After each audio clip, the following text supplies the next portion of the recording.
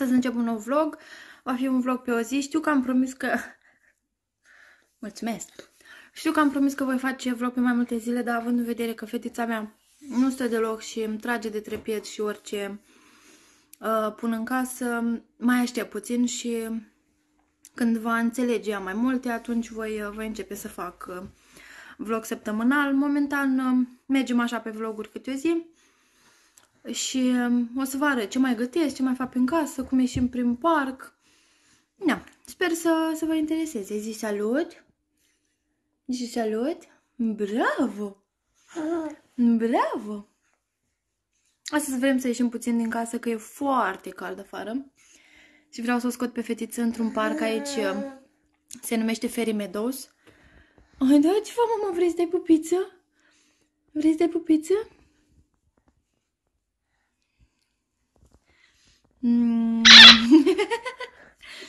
Bravo, iubita, bravo. Da, și cam asta o să facem. O să facem ceva curățenie în casă, foarte puțin.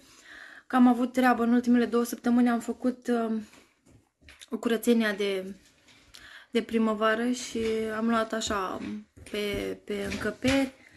M-a ajutat și soțul meu foarte mult. Mi-a spălat toate geamurile de la conservator, că erau praf și sunt foarte multe. Mie nu-mi place deloc să spăl geamuri și când vine vorba de geamuri, el le face. Și cam asta. Astăzi vă arăt ceva cadre, mergem pe afară, poate gătim ceva. Mi-e foarte poftă de o tocăniță și astăzi probabil o să fac o tocăniță. Da, și mai vedem. O să mai vin așa cu câte un update pe parcursul zilei.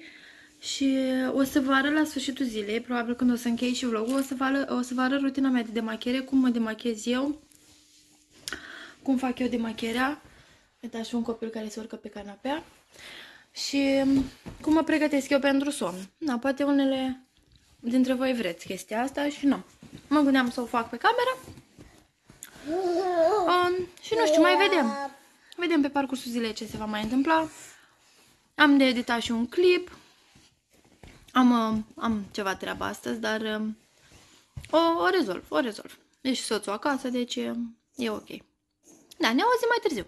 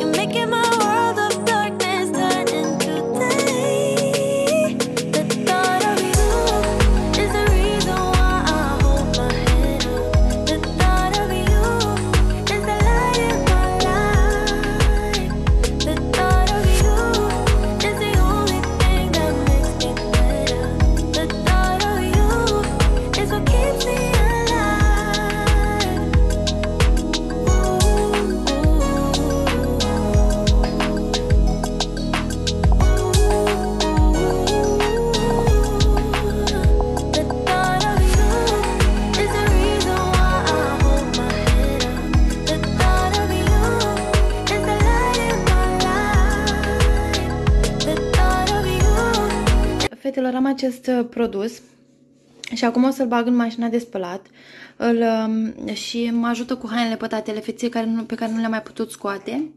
Acesta este negru, îi voi transforma toate hainele pătate în haine negre și se bagă în mașina de spălat, se lasă la un ciclu care merge la 30 de grade, 40 de grade.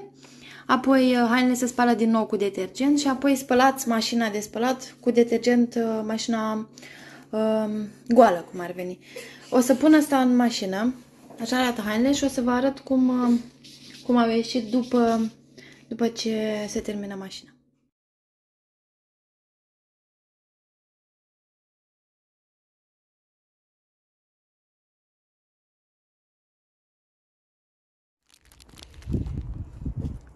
I thought that I'd be better off, but now I pay the price. I do. I don't know how to forget you. I can't forget you. You're always on my mind. I do the things that I should do, so I can't forget, but you're always on my mind. Thought you'd be gone by tomorrow, but you're still there tomorrow and the next day. The next day, I wish I wouldn't remember how you make me feel better in the best ways, the best ways. When I lay down at night, I miss you by my side, telling me about your secrets. I dream and fantasize that I come by your house, telling you about my regrets. Why did I have to break it up? Guess I was way too shallow, my mind was way too narrow. I thought that I'd be better off, but now I pay the price. I do. I don't know how to forget you. I can't forget you. You're always on my mind. I do the things that I should do, so I can't forget, but you're always on my mind. Thought you'd be gone by tomorrow, but you're still there tomorrow and the next day, the next day. I wish I wouldn't remember how you make me feel better in the best ways, the best ways. I know why we say goodbye, but can we turn that bye into hello? Am revenit, sunt în baie, lumina e foarte, foarte proastă, chiar nu știu. Nu, am încercat 11 feluri în care să stau și să-mi poziționez telefonul pentru a vă putea arăta cum mă demachez eu, dar nu am găsit. Va trebui să mă suportați așa.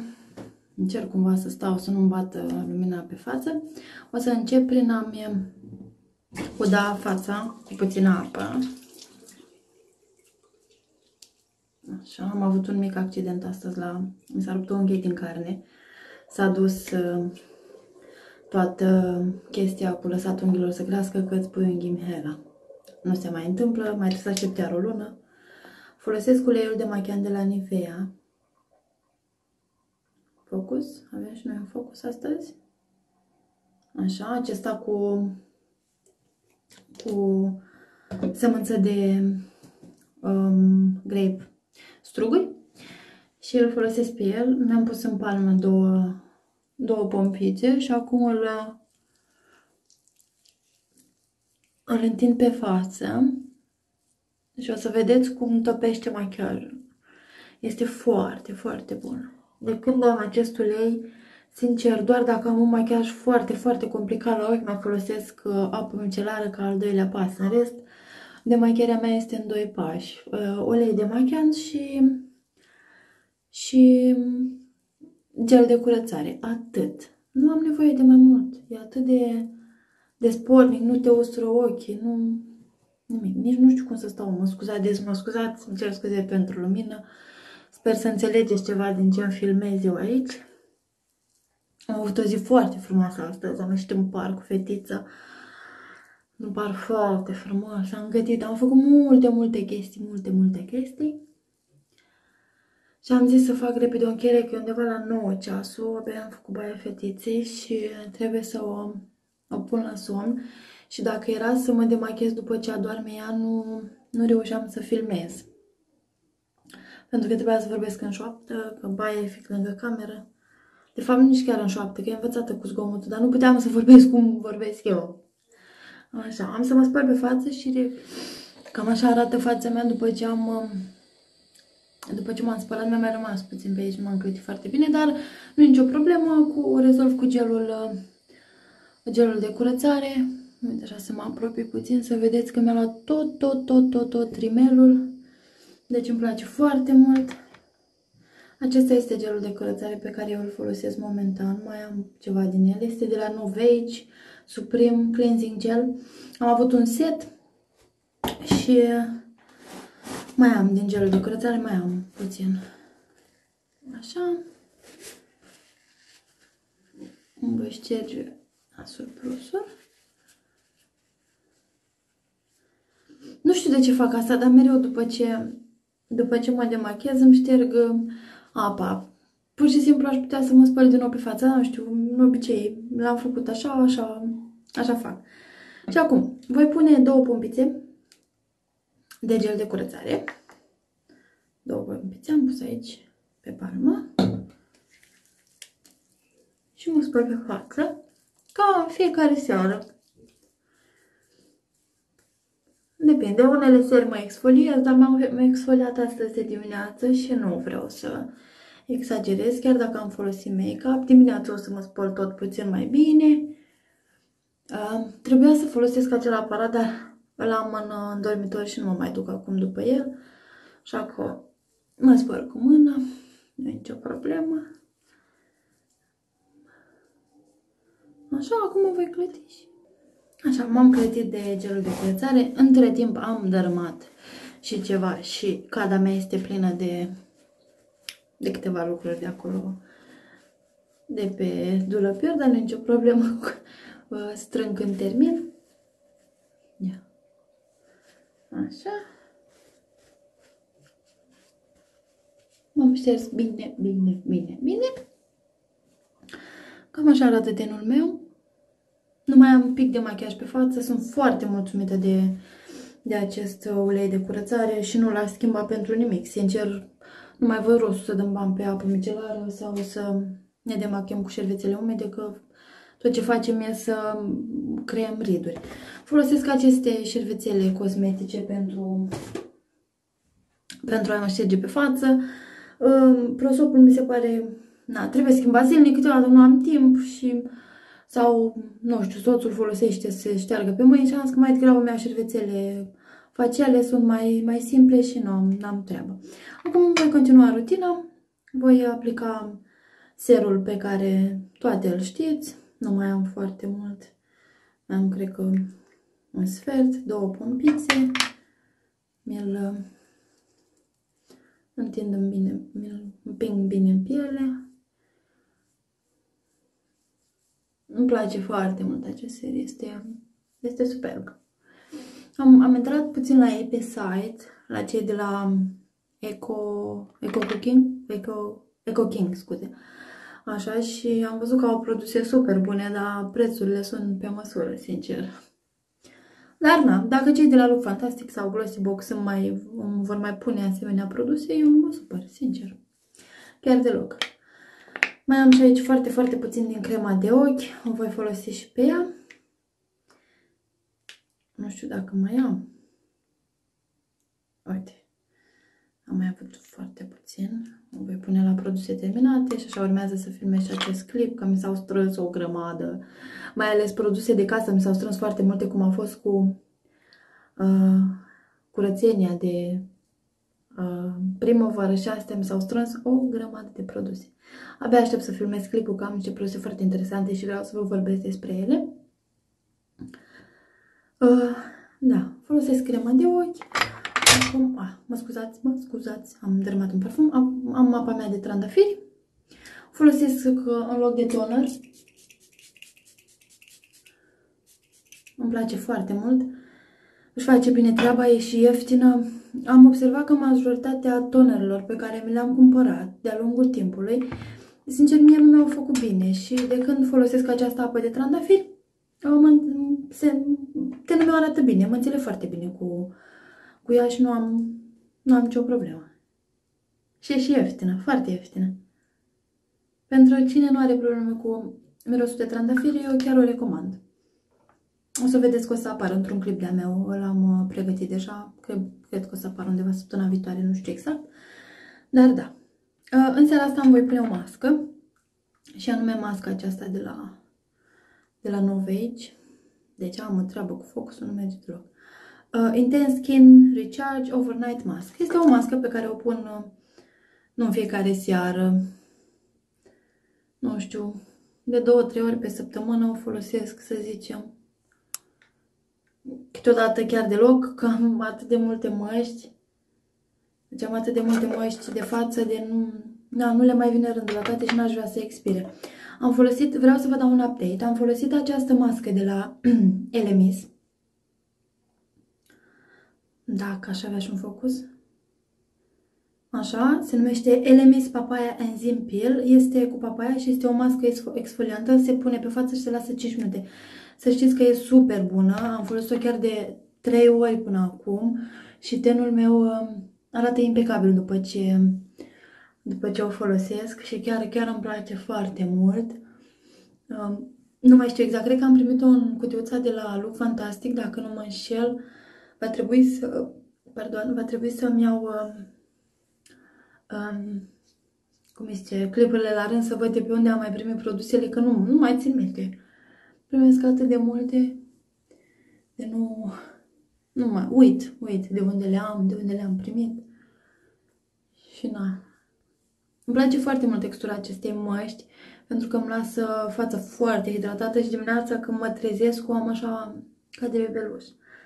Dar numai că nu se folosește în fiecare seară, se folosește așa mai am puțin și din ea și o termin, nu mai am foarte mult. Încep să mi se termine, am 13 geluri de duș în baie. Am zis că nu mai încerc atât de multe, că niciodată nu reușesc să termin niciunul.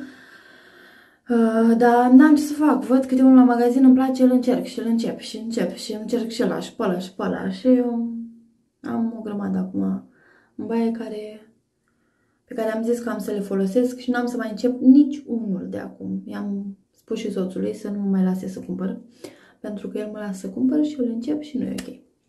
Da, cam asta a fost rutina mea de seară, dragile mele și dragii mei, că poate sunteți și bărbați pe aici. O să închid vlogul aici, cred că e de ajuns și ne revedem data viitoare. Vă mulțumesc că m-ați urmărit. Vă pup, pa, pa!